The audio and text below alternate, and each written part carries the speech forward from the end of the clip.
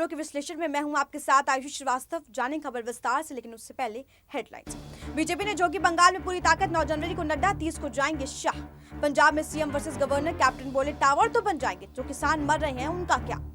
कांग्रेस और शिवसेना में टकरार, औरंगाबाद का नाम बदलने पर नाराजगी, बीजेपी ने कसा तंज। आरजेडी और की जेडीयू को चुनौती, अपने विधायक बचा सकते हो तो बचा लो। आरजेडी के बयान पर सीएम नीतीश का पलटवार, कहा 2021 में कोई सियासी संकट नहीं। किसान आंदोलन के बहाने एक मंच पर दिख सकते हैं सीएम अशोक गहलोत और सचिन पायलट। शिवराज मंत्रिमंडल का विस्तार आज, सिंधिया समर्थक सिलावट और राजपूत लेंगे शपथ। कृषि कानून के खिलाफ राजस्थान सरकार देगी धरना, रविवार शाम को सीएम गहलोत के डिनर, डिप्लोमेसी भी। कांग्रेस हाईकमान के फैसले पर भी अब कीर्ति चिदंबरम ने उठाए सवाल, तमिलनाडु विधानसभा चुनाव पर कही बड़ी बात। कैबिनेट विस्तार पर कांग्रेस बोली, सिंधिया के हाथ में शिवराज सरकार का रिमोट, बीजेपी ने दिया बड़ा जवाब। अब खबरें विस्तार से। पश्चिम बंगाल में विधानसभा चुनाव होने वाले हैं। विधानसभा चुनाव में सत्ताधारी तृणमूल कांग्रेस पटखनी देने के लिए विपक्षी भारतीय जनता पार्टी पूरा जोर लगा रही है। बीजेपी के शीर्ष नेता लगातार पश्चिम बंगाल का दौरा कर रहे हैं। बीजेपी के राष्ट्रीय अध्यक्ष जेपी नड्डा और गृह मंत्री अमित शाह इस महीने फिर बंगाल का दौरा करेंगे। सूत्रों के मुताबिक जेपी नड्डा 9 जनवरी को बंगाल जाएंगे। पिछले महीने काफिले पर हुए हमले के बाद ये पहला बंगाल दौरा होगा।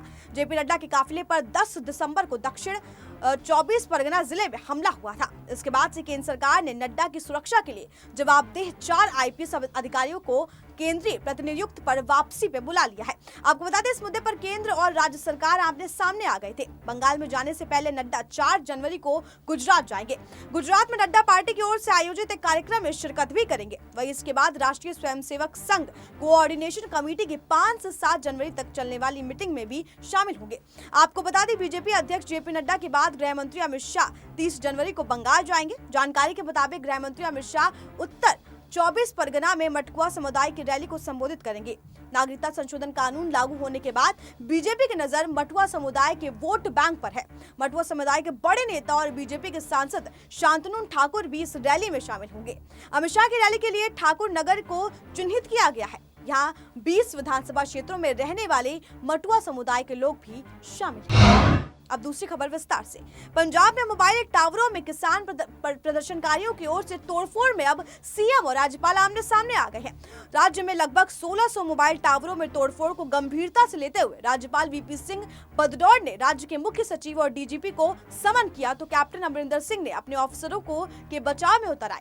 आपको बता दें, कैप्टन ने राज्यपाल पर हमला करते हुए कहा कि राज्यपाल बीजेपी के प्रोपेगेंडा में फंस गए हैं और हमारे अफसरों को बुला लिया है। कैप्टन ने कहा कि अगर राज्यपाल को कानून व्यवस्था की जानकारी लेनी ही थी तो वो सीधे मुझसे लेते, क्योंकि राज्य का गृह विभाग मेरे पास है। कैप्टन ने कहा कि यह दुर्भाग्यपूर्ण है कि राज्यपाल बीजेपी के एक्टिविस्ट के सामने झुक गए हैं। बता दें कि राज्यपाल वीपी सिंह बदनौर से राज्य में मोबाइल टावरों में तोड़फोड़ के मुद्दे पर कानून व्यवस्था की स्थिति का जायजा लेने के लिए मुख्य सचिव और पुलिस चीफ को समन किए थे। इस पर प्रतिक्रिया देते हुए कैप्टन ने कहा कि ये सिर्फ बीजेपी का प्रोपेगेंडा है, ताकि कृषि कानून के खिलाफ प्रदर्शन कर रहे किसानों के आंदोलन से लोगों का ध्यान हटाया जा सके।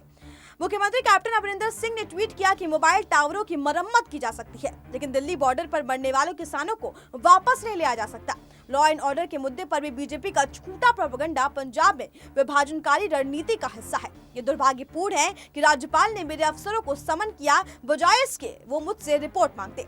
बता दें, कैप्टन अमरिंदर सिंह ने कहा कि राज्यपाल ने बीजेपी नेताओं के कानून व्यवस्था के मुद्दे पर कई शिकायत कर मात्र प्रतिक्रियाएं दी थी, लेकिन विधानसभा द्वारा पास बिलों को राष्ट्रपति के पास सहमति के लिए भेजने में उन्होंने काफी देर कर दी। राज्य बीजेपी नेतृत्व पर हमला करते हुए कैप्टन ने कहा कि प्रदर्शनकारी किसानों को नक्सल और खालिस्तान कहने की बजाय बीजेपी को अपने केंद्रीय नेताओं को कहना चाहिए कि वे किसानों की मांगों को माने और काला कृषि कानून को वापस ले। अब तीसरी खबर विस्तार से। महाराष्ट्र में महाविकास आधारित सरकार की गठबंधन सरकार तो बन गई, लेकिन बार बार सरकार के घटक दलों में किसान किसी न किसी मुद्दे को लेकर मतभेद खड़े हो जाते हैं। अब महाराष्ट्र में शिवसेना और कांग्रेस के बीच औरंगाबाद शहर के नाम बदलने के मुद्दे पर विवाद खड़ा हो गया। महाराष्ट्र के औरंगाबाद का नाम बदलने को लेकर कांग्रेस और शिवसेना एक दूसरे से नाराज दिखाई दे रहे हैं। शिवसेना औरंगाबाद का नाम बदलकर संभाजी नगर करने की योजना बना रही है। अब इस पर कांग्रेस नेता संजय निरुपम ने शिवसेना को गठबंधन धर्म और कॉमन मिनिमम प्रोग्राम की याद दिला दी है। कांग्रेस नेता संजय निरुपम ने कहा कि औरंगाबाद का नाम बदलना शिवसेना का अपना पुराना एजेंडा बन चुका है, लेकिन सरकार 3 पार्टियों की है। ये नहीं भूलना चाहिए कि गठबंधन की सरकारें कॉमन मिनिमम प्रोग्राम से ही चलती है, किसी की पर्सनल एजेंडे से नहीं। प्रोग्राम काम करने के लिए बना हुआ है, नाम बदलने के लिए नहीं। कांग्रेस की नाराजगी की खबरों को शिवसेना तूल नहीं देना चाहती। शिवसेना सांसद संजय राउत ने कहा कि औरंगाबाद का नाम बदलना शिवसेना का पुराना एजेंडा बन चुका है और साथ बैठकर महाविकास अघाड़ी में शामिल पार्टियां इस एक राय पर नहीं बनेंगी। महाविकास अघाड़ी सरकार में कोई विवाद हो तो बीजेपी कैसे पीछे रह सकती है। औरंगाबाद के नाम बदलने के मुद्दे पर शिवसेना और कांग्रेस की नाराजगी के बीच बीजेपी ने चुटकी ली है। बीजेपी ने कहा कि ये काम शिवसेना पहले भी कर चुकी है। बीजेपी नेता राम कदम ने कहा कि शिवसेना को महानगर पालिका चुनाव से पहले संभाजी नगर निगम याद आना चाहिए। ये काम पहले क्यों नहीं किया गया? ये काम पूरी तरीके से लड़ाई को झूठा साबित करता है। अब चौथी खबर विस्तार से। आरजेडी की तरफ से एक और बड़ा बयान दिया गया है, जिसमें कहा गया है कि जनता दल यूनाइटेड में टूट होना तय है और पार्टी के विधायक पार्टी छोड़कर जल्द ही आरजेडी में शामिल होंगे। बता दें, इस बार आरजेडी के प्रवक्ता मृत्युंजय तिवारी ने यह बयान दिया। मृत्युंजय तिवारी ने चुनौती दी और कहा कि जनता दल यूनाइटेड में टूट होना चाहिए। जेडीयू अपने विधायकों को बचा सकती है तो बचा ले। दरअसल मुख्यमंत्री नीतीश कुमार ने बुधवार को आरजेडी नेता श्याम रजक के उस बयान को बेबुनियाद बताया था, जिसमें उन्होंने यह दावा किया था कि जनता दल यूनाइटेड के 17 विधायक उनके जरिए आरजेडी के संपर्क में है और जल्द ही पार्टी में शामिल होंगे। नीतीश कुमार के इस दावे पर मृत्युंजय तिवारी ने कहा था कि जनता दल यूनाइटेड में टूट होना तय है। मृत्युंजय तिवारी ने कहा कि मुख्यमंत्री कह रहे हैं कि जनता दल यूनाइटेड में नहीं होगा टूट, मगर सहयोगी ने अरुणाचल प्रदेश में उनके विधायकों को लूट लिया है। अब किस मुंह से नीतीश कुमार कह रहे हैं कि बिहार में उनकी पार्टी नहीं टूटेगी? जनता का साथ पहले ही नीतीश कुमार से छूट गया है, अब जल्द ही उनकी पार्टी में भी टूट होगी। नीतीश कुमार ने बिहार में आरजेडी के 5 एमएलसी को तोड़ा था, जिसका बदला बीजेपी ने अरुणाचल में ले लिया। जेडीयू अब बचने वाली नहीं है। इससे पहले आरजेडी नेता उदय नारायण चौधरी ने नीतीश कुमार को ऑफर देते हुए कहा था कि अगर वो बिहार में तेजस्वी यादव को मुख्यमंत्री बनाते हैं तो 2024 में तमाम विपक्षी दल उन्हें प्रधानमंत्री उम्मीदवार बनाने पर विचार कर सकते हैं। अब 5वीं खबर विस्तार से। बिहार में सत्ता परिवर्तन के अटकलों के बीच बिहार के मुख्यमंत्री नीतीश कुमार ने बड़ा बयान दिया है। 2021 के आगाज के साथ ही नीतीश ने कहा कि उनके सामने किसी प्रकार का कोई सियासी संकट नहीं है। मालूम है कि विपक्षी दल राष्ट्रीय जनता दल के नेताओं की तरफ से लगातार नए साल पर बिहार में सत्ता परिवर्तन होने का दावा कर रहे हैं। ऐसे में नीतीश का बयान काफी अहम माना जा रहा है। दरअसल मुख्यमंत्री नीतीश कुमार ने शुक्रवार को परिवहन विभाग की समीक्षा की बैठक के बाद पत्रकारों से बातचीत की। इस दौरान जब उनसे सवाल पूछा गया कि क्या नए साल में उनके आमने सामने किसी प्रकार का कोई सियासी संकट होगा, तो उसके जवाब में उन्होंने कहा कि नहीं, कोई संकट नहीं है। आपको बता दें कि हाल ही में कई आरजेडी नेताओं ने भविष्यवाणी की थी कि 14 जनवरी के बाद बिहार में राजनीतिक समीकरण बदल सकता है और महागठबंधन सत्ता में आ सकती है। आरजेडी नेता उदय नारायण चौधरी ने नीतीश कुमार को ऑफर दिया था कि वो बिहार में तेजस्वी यादव को मुख्यमंत्री बनाए और खुद 2024 में विपक्ष की ओर से प्रधानमंत्री पद की उम्मीदवार बन जाए। वहीं दूसरी तरफ आरजेडी नेता श्याम रजक ने दावा किया था कि जल्द ही नीतीश की पार्टी जेडीयू में फूट होगी और उनके 17 विधायक आरजेडी में शामिल हो जाएंगे। आरजेडी प्रवक्ता मृत्युंजय तिवारी ने भी ऐसा ही दावा किया था। ऐसे में इन्हीं सब बयानों के बाद आज मुख्यमंत्री नीतीश कुमार ने साफ कह दिया कि नए साल में उनके सामने किसी प्रकार का कोई सियासी संकट नहीं नजर आ रहा। अब 6वीं खबर विस्तार से। राजस्थान की राजनीति में 3 जनवरी को एक नई सियासत नजर आ रही है, क्योंकि लंबे अरसे के बाद सीएम अशोक गहलोत और सचिन पायलट के एक ही मंच पर नजर आएंगे। जी हां, तय शेड्यूल के अनुसार आज मुख्यमंत्री अशोक गहलोत और पूर्व डिप्टी सीएम सचिन पायलट एक कार्यक्रम में साथ मौजूद आने वाले हैं। बगावती तेवर के बाद ये एक पहला मौका होगा जब सीएम अशोक गहलोत और सचिन पायलट एक मंच पे होंगे। बताया जा रहा है कि ये कार्यक्रम एक बार फिर कांग्रेस की अंदरूनी सियासत की वजह से चर्चा में है। मीडिया रिपोर्ट के मुताबिक केंद्र सरकार द्वारा लगाए गए कृषि कानून के खिलाफ राजस्थान में रविवार को किसानों के पक्ष में गहलोत सरकार धरने पर बैठ रही है। बताया जा रहा है कि सचिन पायलट की बगावत के बाद पहली बार कांग्रेस के दोनों दिग्गज नेता आमने सामने होंगे। दोनों एक साथ किसानों के मुद्दे पर जयपुर के शहीद स्मारक पर धरना बैठक करेंगे। सीएम अशोक गहलोत और पायलट के एक साथ धरने पर बैठक को लेकर चर्चाओं का दौर भी तेज है। चर्चा है कि लोगों में क्या दोनों बड़े नेताओं के बीच पैदा हुई खाई इस कार्यक्रम के बाद कम होगी? मीडिया रिपोर्ट के मुताबिक किसानों के मुद्दे पर होने वाले धरने को सफल बनाने के लिए सीएम गहलोत ने पार्टी के सभी नेताओं और विधायकों को पत्र लिखा है। इसमें धरने को सफल बनाने का आह्वान किया गया है। सचिन पायलट का भी कहना है कि वो इस धरने को सफल बनाने के लिए पूरी जी जान से लगे हुए हैं। इतना ही नहीं, धरने के बाद शाम को सीएम अशोक गहलोत ने सचिन पायलट समेत कांग्रेस के सभी विधायकों को खाने पर बुलाया। ऐसे में इस बात को लेकर चर्चा भी है कि क्या पायलट सीएम निवास पर गहलोत के भोज में जाएंगे या फिर नहीं।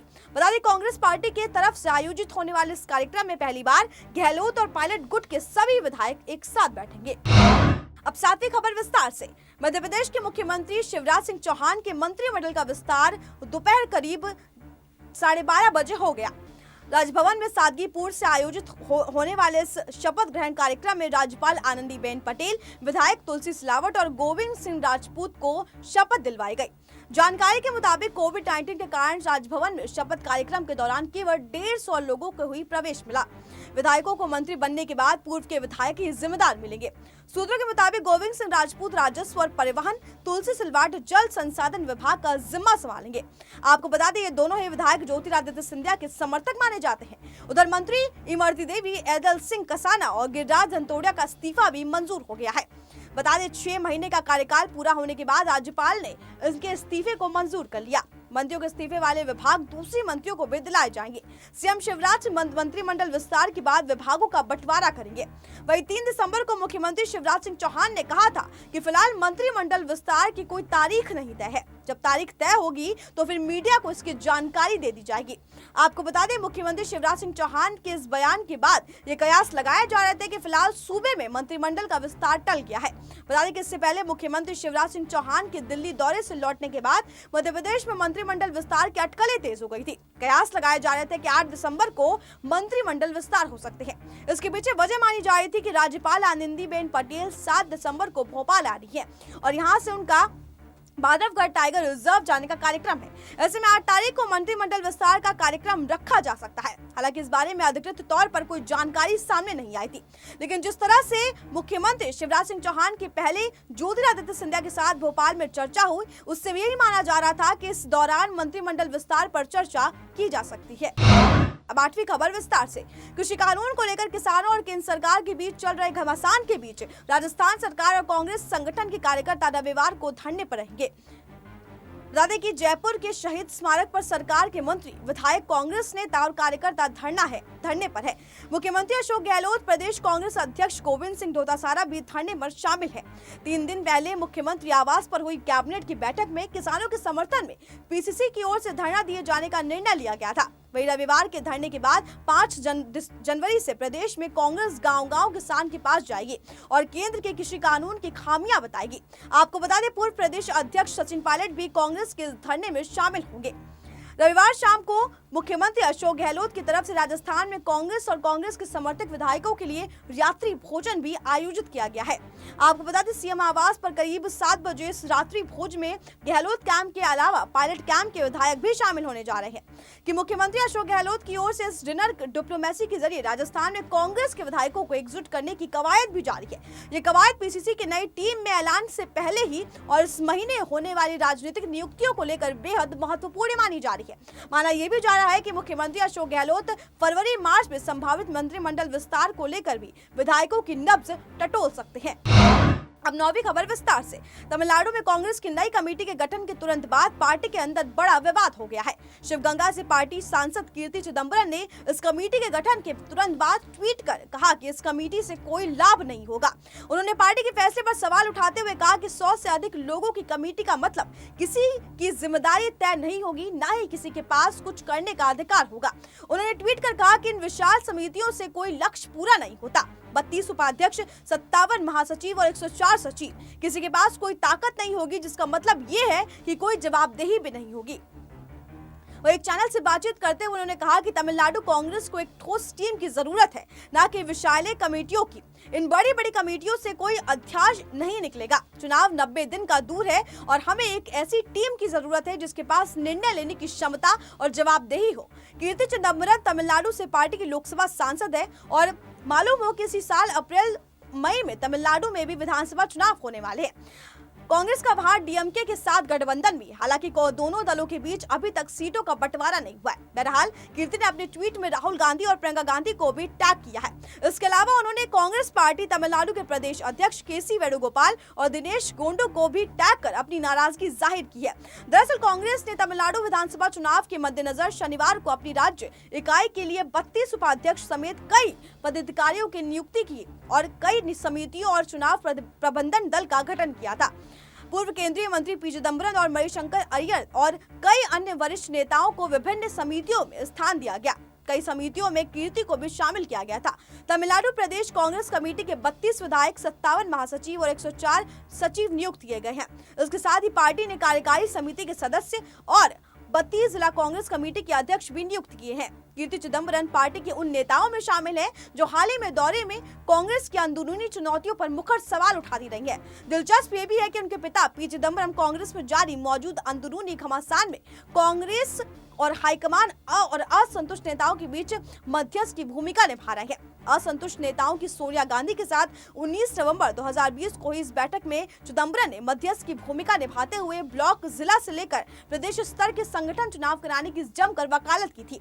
इतना ही नहीं, पी चिदंबरम ने कांग्रेस में करीब 2 दशक से पहले ठंडे बस्ते में पड़े संसदीय बोर्ड की ढांचे को फिर से खड़ा करने की पैरोकारी की थी। अब 10वीं खबर विस्तार से। मध्य प्रदेश में 3 जनवरी को होने वाले मंत्रिमंडल विस्तार को लेकर सियासत शुरू हो गई है। कांग्रेस ने सीएम सरकार पर निशाना साधते हुए कहा था कि उनकी सरकार का रिमोट ज्योतिरादित्य सिंधिया के हाथ में है, जिस पर बीजेपी ने पलटवार करते हुए कहा कि कांग्रेस को पहले अपने घर की चिंता करनी चाहिए। दरअसल 3 जनवरी को हुए इस मंत्रिमंडल विस्तार से पहले राजधानी भोपाल में हलचल तेज हो गई थी। मंत्री पद के दावेदारों ने राजधानी भोपाल में डेरा जमा लिया था। गौरतलब है कि उपचुनाव के परिणाम 10 नवंबर को आए थे। इसके बाद से शिवराज मंत्रिमंडल विस्तार का इंतजार किया जा रहा था। इसे लेकर मंत्रिमंडल मुख्यमंत्री शिवराज सिंह चौहान, प्रदेश अध्यक्ष वी.डी. शर्मा और ज्योतिरादित्य सिंधिया के बीच कई बार बैठकें भी हो चुकी, लेकिन आलाकमान से निर्देश मिलने के बाद ही मंत्रिमंडल विस्तार को हरी झंडी दी गई। इसी बीच सिंधिया समर्थक विधायकों के दोबारा मंत्री बनाए जाने की खबरों पर भी कांग्रेस ने तंज कसना शुरू कर दिया था। मंत्रिमंडल विस्तार की खबरों के बीच कांग्रेस प्रवक्ता अजय यादव ने कहा था कि भाजपा के निष्ठावान नेताओं को स्थान न देते हुए कांग्रेस से गद्दारी करके सरकार गिराने वालों को फिर से तोहफा दिया जा रहा है।